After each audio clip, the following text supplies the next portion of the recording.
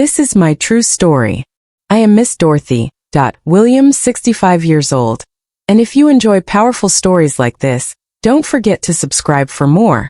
Because what I'm about to share is a lesson in dignity, family, and the quiet power of a woman who refuses to be left behind. The first time I saw the look on my son's face as I sipped coffee on the cruise ship deck, I almost laughed out loud. Marcus's jaw dropped, his eyes wide with disbelief, while Brianna, my daughter-in-law, clutched her designer purse and whispered, "How did she get here?" I just smiled, savoring the salty breeze and the warmth of the sun on my skin, pretending not to notice the way they froze in their tracks. I'd always dreamed of seeing the Caribbean, but when Brianna announced they were taking a cruise, she made it clear I wasn't invited. "It's just too expensive. Maybe next time," she'd said, her voice syrupy sweet but her eyes cold. Marcus avoided the subject, mumbling about budgeting and alone time. But I saw the cruise brochure in the trash with my name crossed out in thick black marker. I felt the sting of exclusion, the old ache of being the afterthought, the one who was good enough to babysit or pay a bill but never good enough to be part of the fun. I spent a night crying, then another night planning. What they didn't know was that I'd been quietly saving for years, investing every spare dollar, every birthday check, every little windfall. I had a nest egg big enough to buy my own ticket, and not just any ticket, but a luxury suite with a balcony and room service. I booked the cruise under my maiden name, packed my best dresses, and boarded the ship a day early, determined to enjoy myself and maybe teach my family a lesson. The first morning at sea, I strolled onto the deck, ordered a cappuccino and watched the sunrise. That's when I saw Marcus and Brianna, arm in arm, strutting like they owned the place. When they spotted me, Marcus stormed over, his voice low and angry. "Mama, what are you doing here? Are you following us?" I took a slow sip of coffee, letting the silence stretch. "I'm on vacation, Marcus. Just like you." Brianna tried to play it cool, but I saw the panic in her eyes. "Well, I hope you're not planning to tag along. We have our own plans." I smiled, sweet as pie. Don't worry, I wouldn't dream of intruding. But inside I was already plotting. I'd seen the way Brianna looked down on me, the way Marcus let her make all the decisions, the way they both assumed I'd just fade into the background. Not this time. As I walked away, I heard Brianna hiss, "How did she afford this?" And Marcus mutter, "She must have used her retirement money. She's so irresponsible." I almost laughed.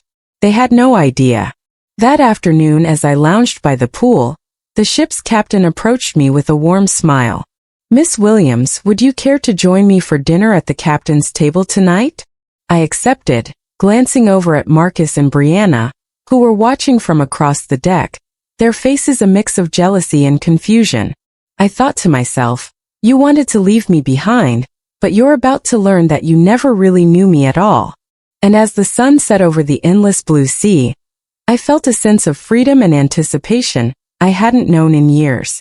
The game had just begun and I was ready to play.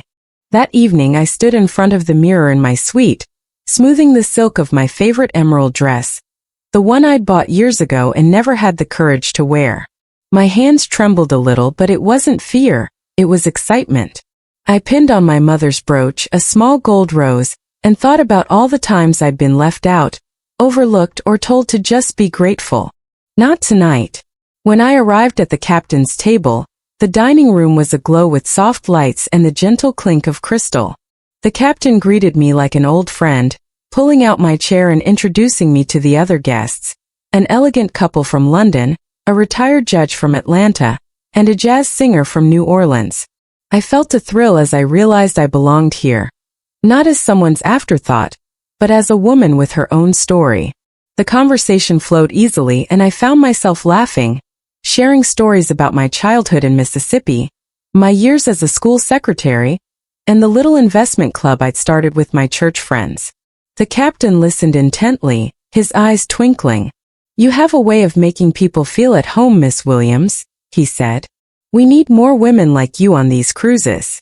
Across the room I caught sight of Marcus and Brianna, seated at a smaller table, their faces tight with envy as they watched me raise a glass and a toast.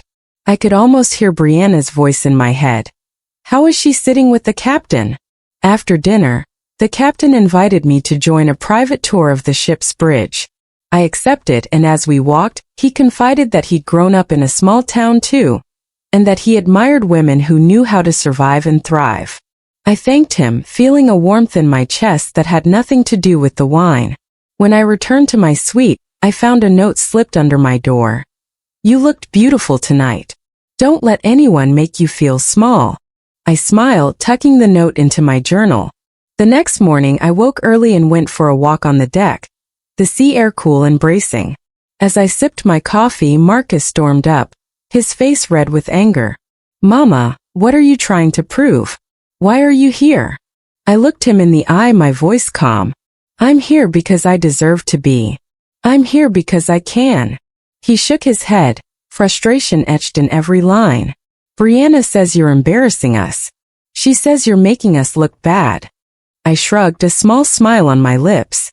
"If being happy embarrasses you, Marcus, maybe you need to ask yourself why."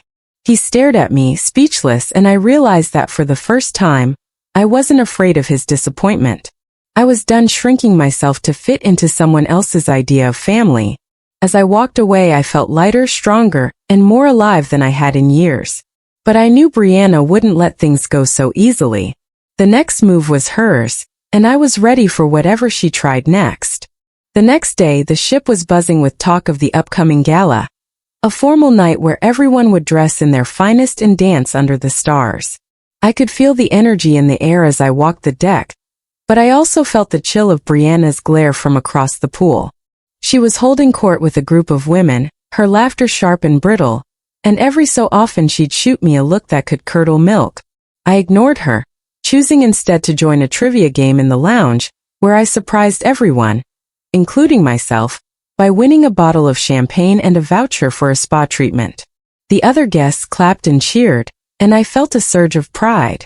Later, as I was heading back to my suite, I overheard Brianna whispering to Marcus in the hallway. "She's making us look like fools, Marcus. People are starting to talk. You need to do something." Marcus's voice was low and tense. "What do you want me to do, Brianna? She's not breaking any rules." Brianna huffed, her voice dripping with disdain. "She's ruining our vacation. I swear if she shows up at the gala, I'll die of embarrassment." I slipped past them quietly, my heart pounding but my resolve hardening. That evening I treated myself to the spa, letting the tension melt away as I thought about how far I'd come. I remembered all the times I'd been told to stay in my lane, to let the young folks have their fun, and I realized I was done living by other people's rules. When I returned to my suite, I found another note from the captain. "Looking forward to seeing you at the gala. Save a dance for me." I smiled, feeling a flutter of excitement. The next morning I joined a yoga class on the upper deck, the sun rising over the endless blue sea. As I stretched and breathed, I felt a sense of peace settle over me. I was here, I was alive, and I was finally living for myself. But as I walked back to my room, I found Brianna waiting for me, her arms crossed and her eyes cold. "You need to stay away from us tonight," she hissed. "This is our vacation, not yours. If you embarrass us at the gala, I'll make sure everyone knows what a burden you've been to Marcus." I looked her in the eye, my voice steady. "You can say whatever you want, Brianna. I'm not afraid of you." She sneered, but I could see the uncertainty in her eyes. "We'll see about that."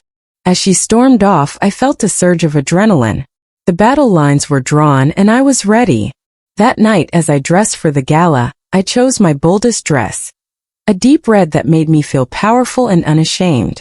I pinned on my mother's brooch, took a deep breath, and stepped out into the night, determined to claim my place on that ship, no matter who tried to stop me. The gala was a swirl of music, laughter, and shimmering lights, the kind of night I'd only ever seen in movies. I walked into the ballroom, my red dress catching the glow of the chandeliers, and for a moment, I felt every eye in the room turn my way. The captain greeted me at the entrance, offering his arm and leading me to the head table. "You look radiant, Miss Williams," he said, his voice warm and genuine. I smiled, feeling a blush rise to my cheeks. As we sat down, I caught sight of Marcus and Brianna at a table near the back, their faces a study in shock and disbelief. Brianna's mouth hung open, and Marcus looked like he wanted to sink into the floor. I could see the other guests whispering, glancing between me and my family, and I felt a strange mix of pride and sadness. I wish things could have been different, that Marcus and Brianna could have been happy for me, but I knew now that their approval was no longer my measure of worth. The captain introduced me to the other guests at the table. A retired judge, a novelist, a couple celebrating their 50th anniversary. The conversation was lively, and I found myself laughing, sharing stories, and feeling more alive than I had in years. When the music started, the captain asked me to dance, and as we moved across the floor, I felt the years fall away. I was no longer the woman left behind. I was the woman everyone wanted to know.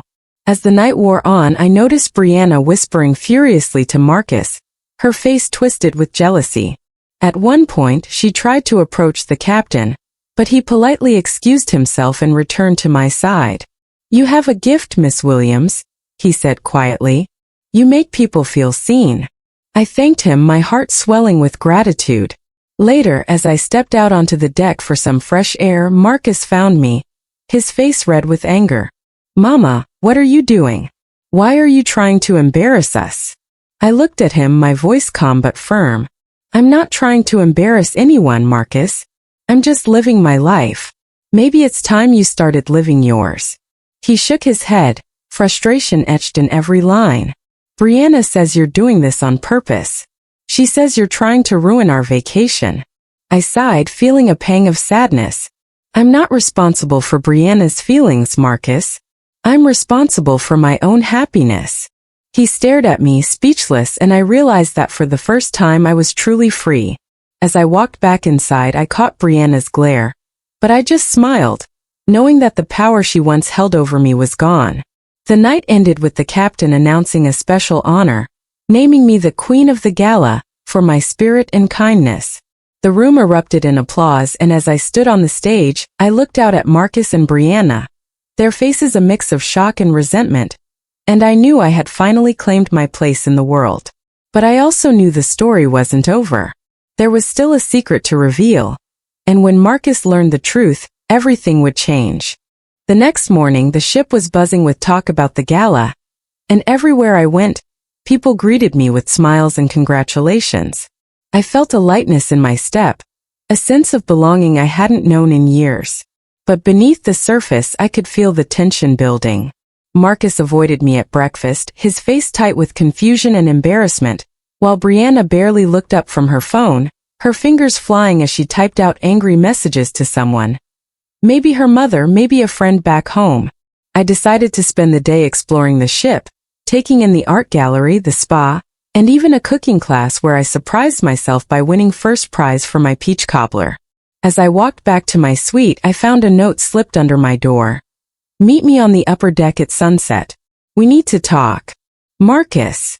I tucked the note into my purse, my heart pounding with a mix of dread and anticipation. When the time came, I made my way to the upper deck, the sky painted in shades of orange and pink. Marcus was waiting, his hands shoved deep in his pockets, his eyes troubled. "Mama, I need to know the truth. How did you afford this cruise? Brianna thinks you must have borrowed money or cashed out your retirement. She's worried you're going to end up broke and expect us to take care of you." I looked at him, my voice gentle but firm. "Marcus, I've been saving and investing for years. I started a little investment club with my church friends and we did well. I have more than enough to take care of myself and to enjoy my life. I didn't tell you because I wanted you to see me as more than just a burden." He stared at me, shock and shame flickering across his face. "I had no idea, Mama. I thought you needed us." I smiled, a little sad, a little proud. "I needed your love, Marcus, not your pity. And I certainly didn't need Brianna's approval." He nodded, his shoulders slumping. "I'm sorry, Mama. I let her talk me into leaving you behind. I thought it would be easier."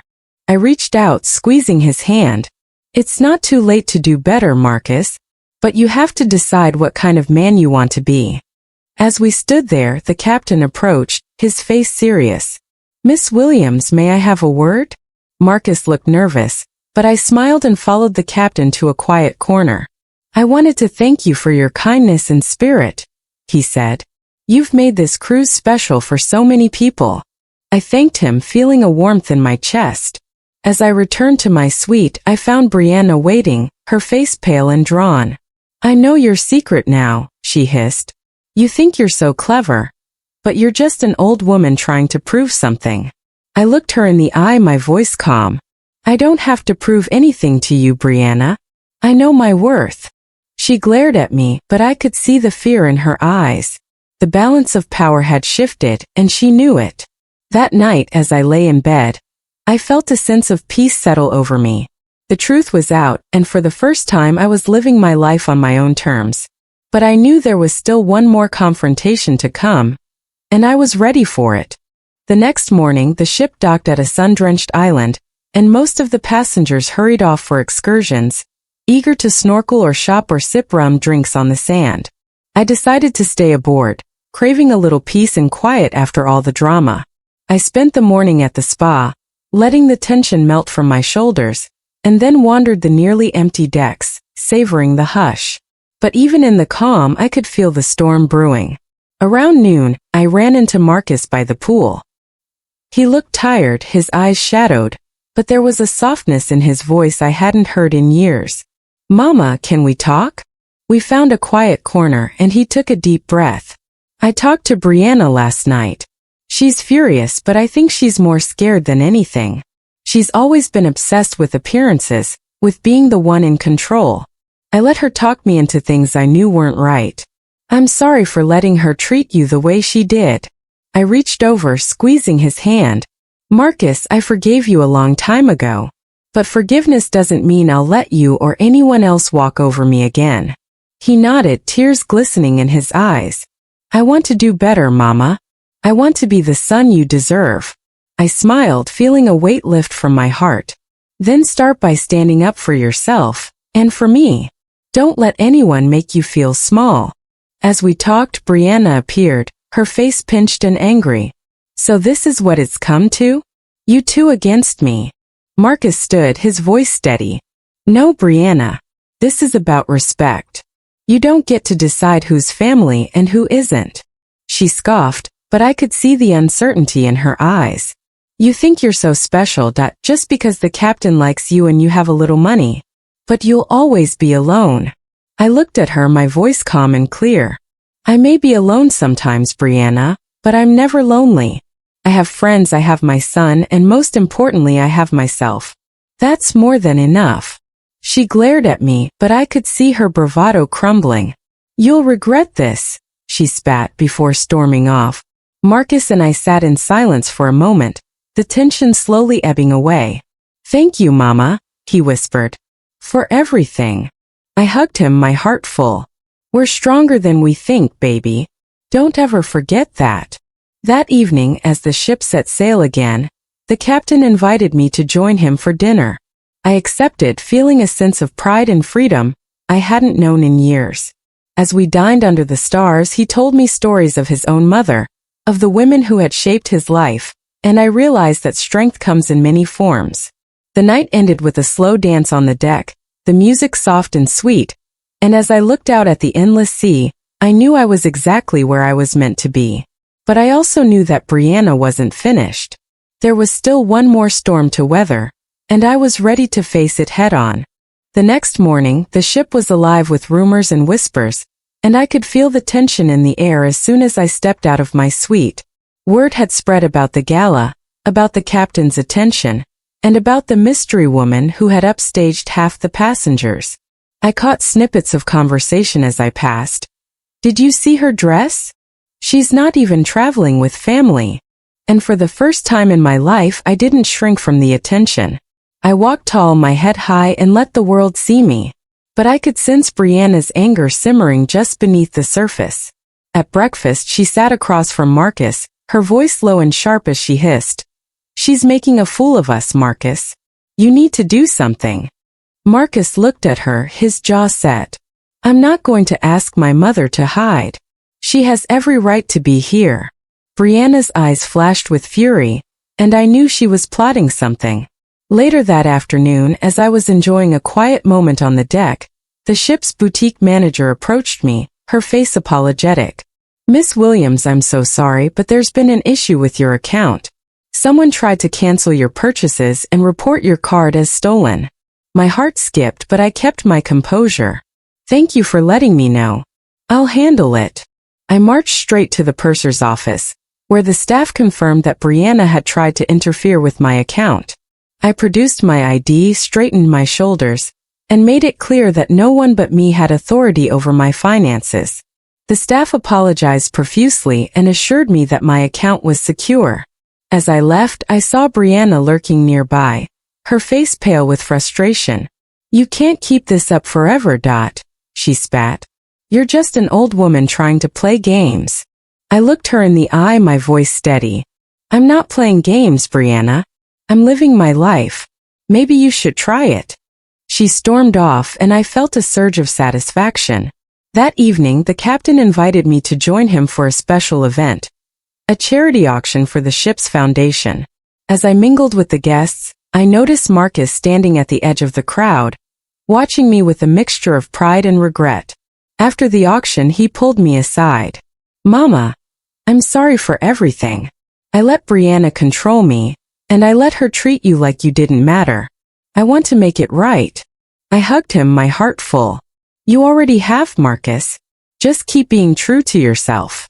As the night wore on, I realized that the power Brianna once held over me and over Marcus was gone. But I also knew she wasn't finished. There was still one more storm to weather, and I was ready to face it, no matter what she tried next. The next morning, the ship was docked in a bustling port, and most passengers were eager to disembark for a day of sightseeing. I decided to stay on board, craving a little peace and quiet after all the drama. I spent the morning in the library, losing myself in a novel, and then treated myself to a massage at the spa. But even as I tried to relax, I could feel the tension building. Around noon, I returned to my suite to find a note slipped under my door. "Meet me in the lounge at 2 p.m. We need to talk. Brianna." I considered ignoring it, but something told me it was time to face her head-on. At 2 o'clock sharp, I walked into the lounge, the air thick with the scent of coffee and the low hum of conversation. Brianna was waiting in a corner booth, her posture stiff, her eyes cold. "Sit down, she said, her voice clipped. I sat, folding my hands in my lap, and waited for her to speak. "I want to know your secret," she hissed. "How did you afford this cruise? How did you get the captain to treat you like royalty? What are you hiding?" I met her gaze, my voice calm and steady. "I'm not hiding anything, Brianna. I worked hard, I saved, and I invested wisely. I have friends, I have a life, and I don't need anyone's permission to enjoy it." She scoffed, her lips curling in disdain. "You think you're so clever, but you're just an old woman trying to prove something." I smiled, a little sad, a little proud. "Maybe I am. But I'd rather be an old woman living her truth than a young woman living a lie." Brianna's face flushed with anger. "You're ruining everything. Marcus is starting to question me, to stand up for himself. You're turning him against me." I shook my head, my voice gentle. "I'm not turning him against you, Brianna. I'm just showing him that he deserves better. We all do."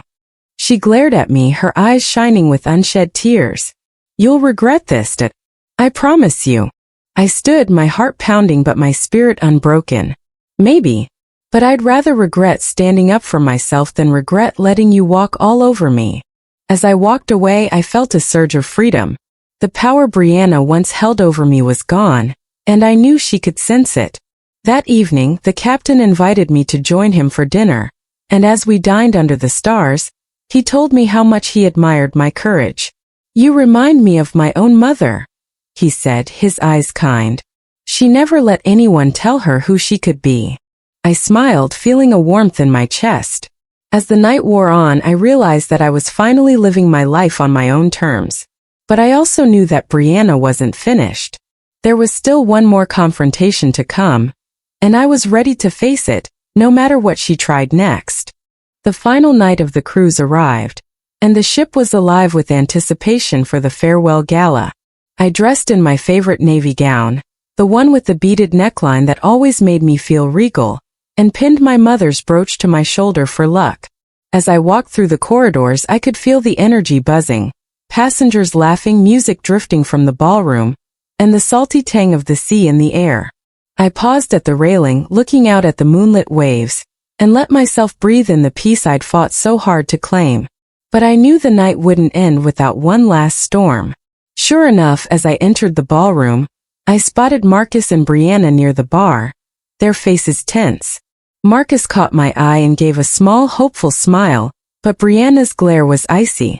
The captain greeted me warmly, escorting me to the head table and introducing me to a group of guests who'd become friends over the week. The conversation was lively, and I found myself laughing, sharing stories, and feeling more alive than I had in years. As the evening wore on, the captain took the stage to thank everyone for making the cruise so memorable. Then to my surprise, he called my name. "Miss Dorothy Williams, would you join me up here?" The room fell silent as I made my way to the stage, my heart pounding. The captain smiled. "This week we've all been inspired by Miss Williams's spirit, kindness, and wisdom. She reminds us that it's never too late to live boldly and love deeply." The room erupted in applause and I felt tears prick my eyes. As I stepped down, Marcus met me at the edge of the dance floor. "Mama, I'm sorry for everything. I let Brianna's pride get in the way of our family. I want to do better. I want to be the son you deserve." I hugged him, my heart full. "You already are, Marcus. Just keep being true to yourself." Brianna approached, her face pale and drawn. "I don't know how to fix this. I thought I could control everything, but I was wrong." I looked at her, my voice gentle but firm. "It's not about control, Brianna. It's about respect. For yourself, for Marcus, and for me." She nodded, tears slipping down her cheeks. "I'm sorry." I squeezed her hand. "It's never too late to change." As the night wore on, I danced with the captain, laughed with new friends, and felt the weight of old wounds begin to heal. When the gala ended, I stood on the deck, watching the stars shimmer above the sea, and whispered a prayer of gratitude, for the journey, for the lessons, and for the family I was finally learning to love, flaws and all. The cruise had started as a story of exclusion and pain, but it ended as a celebration of strength, forgiveness, and the quiet power of a woman who refused to be left behind. I was Miss Dorothy Williams, and I was finally truly at peace with myself. The morning the cruise ship returned to port, I stood on my balcony and watched the city lights come into view, the sun rising over the water and painting everything gold. I felt a sense of calm I hadn't known in years, as if the sea itself had washed away the last traces of bitterness and regret. I packed my suitcase slowly, savoring the quiet, and took one last walk around the ship, saying goodbye to the friends I'd made. The jazz singer who'd taught me to dance, the retired judge who'd shared stories of her own family's struggles, the captain who'd reminded me that dignity and kindness never go out of style. When I reached the gangway, Marcus was waiting, his face open and honest in a way I hadn't seen since he was a boy. "Mama, can I ride home with you?" he asked, his voice hopeful. I smiled, nodding, and together we walked down the ramp, the city bustling around us. Brianna followed a few steps behind, her eyes softer, her posture less rigid. As we loaded our bags into the taxi, she turned to me, her voice quiet. "I know I can't undo the way I treated you, but I want to try to do better. I want to be part of this family if you'll let me." I looked at her, seeing not the woman who'd excluded me, but the woman who was finally willing to learn. Family isn't about perfection, Brianna. It's about forgiveness, and about showing up when it matters. "You're welcome, but you have to meet me halfway." She nodded, tears glistening in her eyes. The ride home was quiet, but it was a peaceful quiet, filled with the promise of new beginnings. When we reached my house, Marcus helped me carry my bags inside, and Brianna lingered on the porch, looking at the garden I'd tended for years. "It's beautiful," she said softly. "You did all this yourself?" I nodded, pride swelling in my chest. "Every flower, every stone. It's my sanctuary." She smiled, a real smile this time. "Maybe you can teach me." I laughed, feeling the last of the old hurt slip away. "I'd like that." That evening after they left, I sat on the porch with a cup of tea, watching the sun set over my roses. My phone buzzed with a message from the captain. "Thank you for reminding us all what it means to live with grace." I smiled, my heart full. As the stars blinked to life, I whispered a prayer of gratitude, for the journey, for the lessons, and for the family I was finally learning to love, flaws and all. This is my true story. My name is Miss Dorothy Williams, and if you've ever felt left behind, I hope you know that you are never too old to claim your place, to set your boundaries, and to live your life with joy and dignity. Thank you for listening to my journey. If it touched your heart, please like, subscribe, and share it with someone who needs a little hope tonight. And remember, no matter how dark the night, the dawn always comes. Sometimes the people you love most will leave you out, thinking you're too old, too quiet, or too easy to overlook. But if my story has taught me anything, it's that you are never too old to surprise them, or yourself. I learned that dignity isn't something you wait for others to give you. It's something you claim for yourself, even if it means standing alone on a crowded deck, smiling while the world finally sees your worth.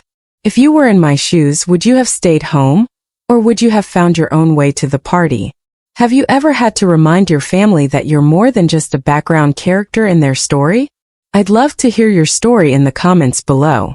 Maybe your words will help another woman find her courage too. Thank you for listening to my journey. If this story touched your heart, please like, subscribe, and share it with someone who needs a little hope tonight. And remember, no matter how dark the night, the dawn always comes. Take care of yourself and take care of each other. Until next time, this is Miss Dorothy Williams.